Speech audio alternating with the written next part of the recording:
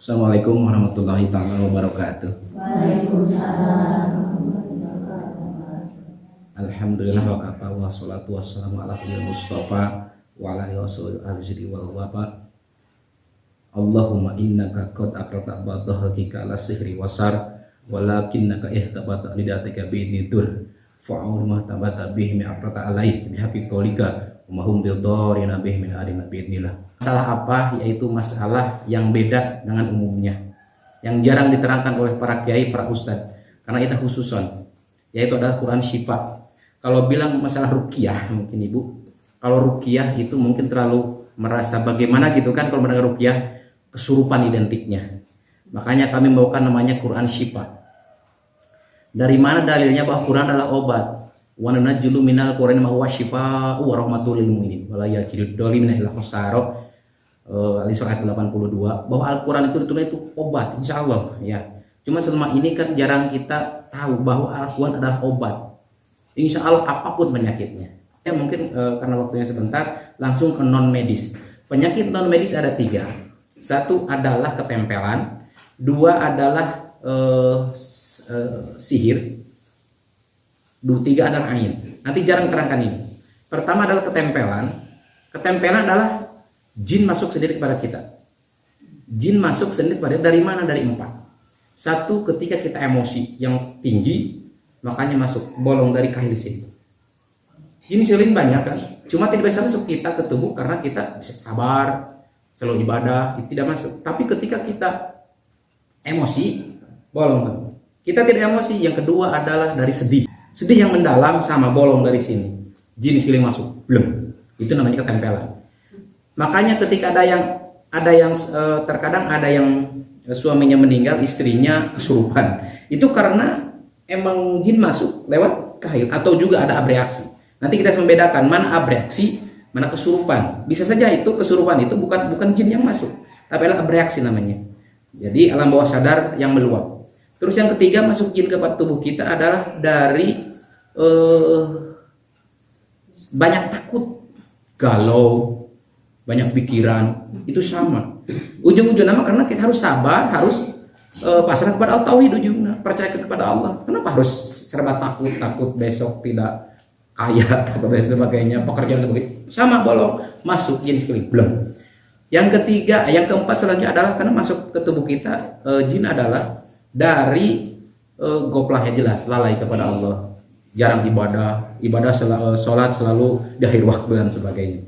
Sama itu. Nah, kalau kita tidak ada 4 itu ya, dari tadi 4 itu, mau 100 orang menyantet kita, 10 orang menyantet kita, tidak akan kena kita, karena tidak ada lubang portal di tubuh kita. Itu rahasia.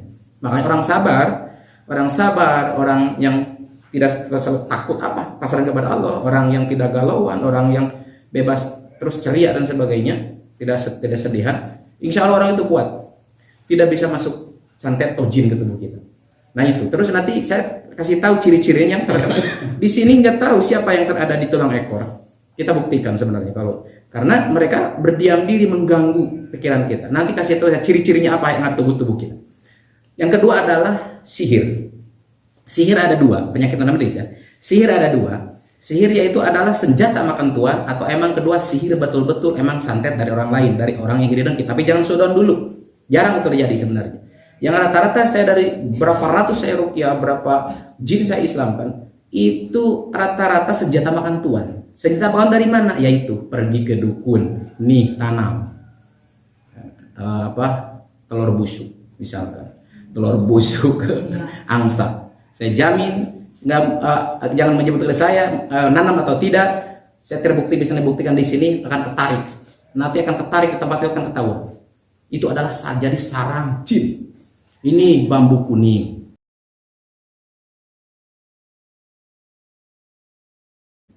Ini raja-raja yang negatif. Ini minyak amar dan sebagainya. Itu adalah jin. Itu biasanya senjata makan tuan.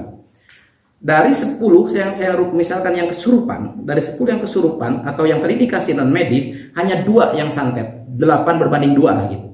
Jadi rata-rata orang yang terkena indikasi non medis, penyakit non medis itu adalah orang rata-rata adalah senjata makan tuan karena ketidaktahuan masyarakat. Apa-apa datang ke dukun, tidak ke dokter dulu, malah ke dukun dulu. Kalau ke ustadz nggak jadi masalah. Ini kadang-kadang yang berbahaya ada uskun, ustadz tapi dukun. Jadi iya ada, kebanyakan sih. Biasa penampilannya ustadz, tapi ternyata prakteknya adalah dukun. Cek saja apakah ada dari Rasulullah dicontohkan ketika menanam, bahasa Sunda nama no cacing calang. no cacing calang kan bahasa nama gitu. Dan nanti potong itu sebenarnya. No cacing calang itu ditanam. Itu dari sana biasa dari dukun bawa no cacing calang bawa atau dari sananya. Mau yang berapa? Mau yang 50.000 atau 250.000? Kalau yang pun itu mungkin yang mahal dibacakan ayat kursi 313 rahasia ya sebenarnya. 313 kali bacakan ayat kursi itu Al-Qur'an sebenarnya.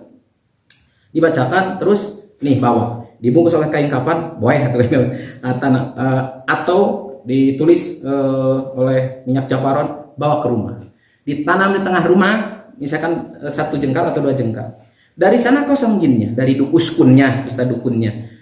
Ketika ditanam, jin sekeliling ketarik gitu. Kelewat orangnya itu kelangkahin, cetot lambung, cetot sakit kepala, cetot. Itu adalah sebenarnya bukan penjagaan, adalah menyambar kepada orang yang di rumah. Saya jamin itu. Orang yang nanam itu silakan, saya enggak siapa yang menanam, tapi rasakan yang menanam. Kalau ada yang menanam di rumahnya, pasti dia banyak masalah di rumahnya, pasti bertengkar di rumahnya, ada masalah, terus sakit kepala, lambung pertamanya. Yang pertama nyerang lupa rokan salah. Terus itu yang pertama ya dari sihir. Yang kedua adalah emang betul-betul adalah santet dari orang yang iri dengki. Cuman iri mending ya, iri. Orang lain beli HP, beli, itu mending, itu iri namanya. Orang lain beli motor, masih mampu beli kan gitu. Tetangga beli mobil, beli Mas. Tetangga beli helikopter gak mampu, disantet tetangga kan begitu. Jadi itu masalahnya kan di sana. Jadi irinya sampai ke dengki, iri mendingan, tapi lu udah ke dengki berbahaya. Karena dengki itu adalah bagaimana caranya orang supaya nikmat itu hilang dari dia, dari tetangga itu. Nah itu paling berbahaya. Nggak berani ketika diserang langsung karena hukum positif berlaku di negara Indonesia, dihukum dan sebagainya. Makanya cari orang pintar, bahasa kita orang pintar itu, uskun atau nanti wanipiro berapa? Itu nggak murah sebenarnya. Ada yang pernah saya misalnya ada yang jinnya bocor 7 juta, ada yang 1.500.000, 500.000 paling jinnya kayak jin kelas RT biasanya dikasih 300.000 kelas RT ya kasih ini tanam, gampang keluarin juga. Tapi kalau ngomong hal itu lumayan, jin dalam arti gak ada jin sakti ya. Nah catat, tidak ada jin yang gagah, tidak ada jin yang gagah. Yang merasa menganggap jin gagah itu jin lebih gagah. Makanya orang kesurupan diemin saja, jangan dipegang, antepin karena dia semakin dipegang semakin gagah. Oh, saya kagum nih, bangga dipegang orang. Biarin saja orang kesurupan.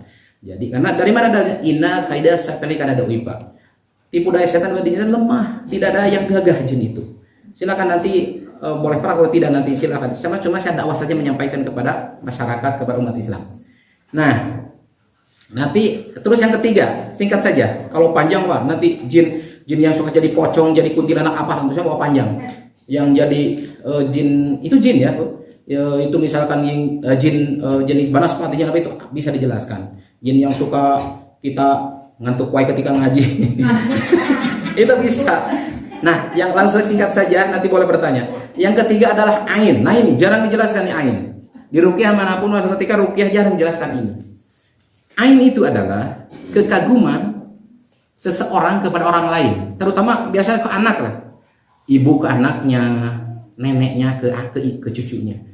Kekaguman seseorang tapi lupa menyebut nama Allah. Misal, ada anak kecil, emang anak itu suaranya bagus. Dek, manis saya suan tenang.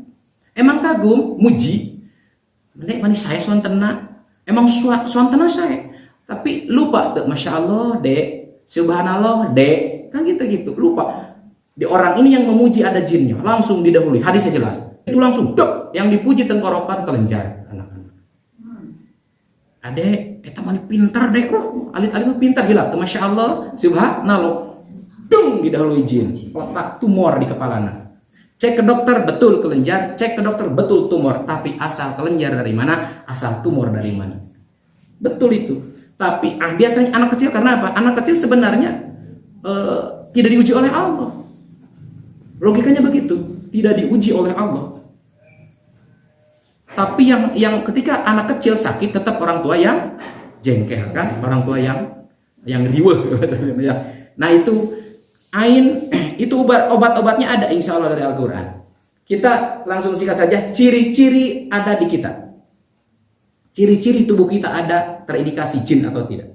Nggak tahu di kita semua terutama di anak-anak tidak ada jin ya. Anak-anak tidak, walaupun anak nangis tengah malam nangis ya, itu tidak kemasukan jin. Nah itu ain. Saya sering ketika tabuh 2 malam, tabuh 1, nangis udah 3 jam ini, biasa malam Jumaah atau pada maghrib biasanya malam Jumaah itu nangis.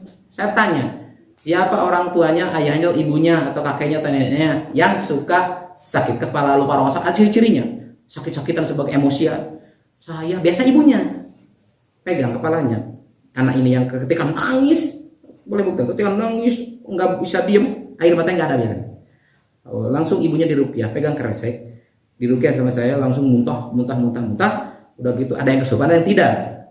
Ketika ditarik, insya Allah itu inilah dengan izin Allah kekuatan dia ditarik, dibuang ini ibunya. Udah waktu itu langsung anak itu langsung nangisnya berhenti tidur.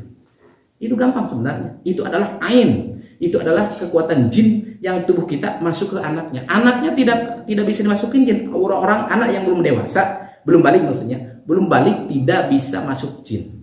Yang masuk jin adalah anak yang sudah balik. Makanya kenapa anak masukin? Karena itu kekuatannya masuk jin. Sama ketika yang pakai susu. Orang yang pakai susu sebenarnya bukan jin yang masuk ke dia, tapi kekuatan jinnya masuk di susu itu, kekuatannya. Sering saya mengeluarkan susu dan sebagainya. Nah, sekarang ciri-cirinya di kita yang terindikasi mau ketempelan, mau sihir apa? Ciri-cirinya. Biasanya kalau di depan ya, di depan itu adalah ketempelan. Sakit kepala di depan, sakit dada di depan, itu biasa ketempelan. Yang non med, yang sihir dalam artian yang kiriman itu adalah kiriman bisa saja karena senjata makan tuan, karena kita yang nanam, karena kita yang punya raja-raja di dempetan, karena itu jenisnya, sebab saya jamin. Boleh langsung cek. Nah, itu ciri-cirinya pertama, catat. Pertama nyerang ketika di kita ada jin, ada non medis, penyakit adalah sering lupa rokaat sholat. Pertama nyerang itu. Tilu opat, cung, abi. Tapi tidak selalu yang itu, tapi rata-rata. Pertama nyerang itu, karena dia melendir-lendir di sini, dia pekerjaannya lendir, udah gitu, maka dia rukyah keluar lendir, itu insya Allah ngemplong.